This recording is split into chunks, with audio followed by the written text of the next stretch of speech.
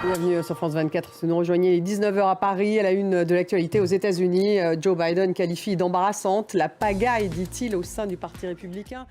19h10, le débat, il sera consacré à la guerre en Ukraine et à la communication des Russes, notamment sur le nombre de morts à Makivka dans le Donbass. Que s'est-il passé véritablement à Makivka? Est-ce un tournant dans la guerre? On posera ces questions à mes invités. 19h10.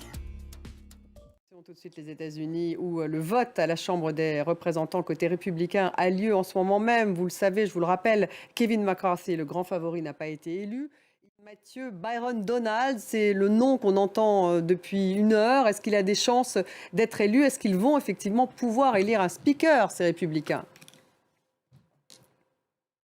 Voilà, on va continuer à suivre de près ce vote à la Chambre des représentants. Merci beaucoup Mathieu Mabin en direct de Washington.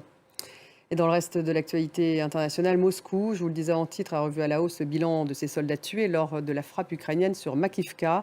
Il y aurait 89 morts selon le général Sevryukov. Selon lui, la raison principale est l'utilisation massive de téléphones portables. Florent Rodeau.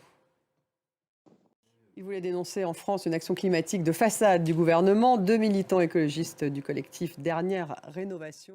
Et c'est la fin d'une vague de douceur exceptionnelle en Europe. Les températures redeviennent plus basses.